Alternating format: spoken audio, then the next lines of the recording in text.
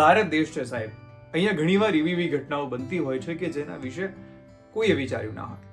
લોકસભાની ચૂંટણી આવી રહી છે અને લોકસભાની ચૂંટણી આવી રહી છે ત્યારે આપણે વાત કરીએ તમિલનાડુની એક એવી બેઠકની કે જ્યાં મતદાતાઓને મત આપવા માટે થઈને ચોપડી ઉલેચવી પડી હતી.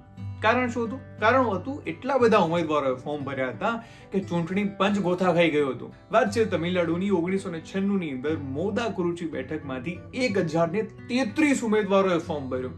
અને આ તો ભાઈ લોકશાહી છે, જેની ઈચ્છા થાય એ ફોર્મ ભરી શકે છે, ચૂંટણી લડી શકે છે. એની માટેની જે બેઝિક રિક્વાયરમેન્ટ હોય ખાલી તમારે પૂરી કરવી પડે અને આવું જ થયું.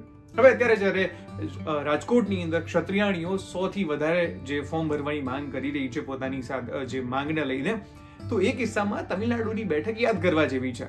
હવે થયું એવું કે આ જે મોદાકુરુચી વિસ્તાર છે એ વિસ્તારના જે ખેડૂતો હતા એમની માંગણી સરકાર સાંભળતી નહોતી. એટલા માટે થઈને ખેડૂતોએ નક્કી કર્યું કે આપણે કંઈક એવું કરીએ કે સરકારના કાનની અંદર આપણો અવાજ પહોંચે. એટલા માટે આપણે નક્કી કર્યું કે 1000 થી વધારે ઉમેદવારો ચૂંટણી લડશે. થયું પણ એવું, 1000 થી વધારે ઉમેદવારોએ ફોર્મ ભર્યા. એટલા માટે થઈને ચૂંટણી પંચે આજે વિસ્તાર જેની ચૂંટણીને થોડીક લેટ કરવી પડી. કારણ શું હતું? 1000 થી વધારે ઉમેદવારો હોય તો તમારે એના જે બેલેટ હોય, વખતે બેલેટ થી ઇલેક્શન હતું, એનું બેલેટની ચોપડીઓ બનાવવી પડે. કેવડી મોટી ચોપડી બને વિચાર કરો તમે. 1033 બધા ઉમેદવારોને અલગ અલગ ચિહ્નો આપવા પડે. કેવી રીતના આપવાના એ પણ વિચારવા જેવું છે.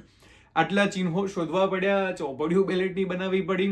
પછી લોકોએ મતદાન પણ કર્યું. 100 ઉમેદવારો તો એવા હતા જેમને એક પણ વોટ નહોતો મળ્યો. એટલા માટે થઈને આ ચૂંટણી એક રસપ્રદ બની રહી, પરંતુ એનો એક હેતુ હતો પોતાનો અવાજ પહોંચાડવાનો.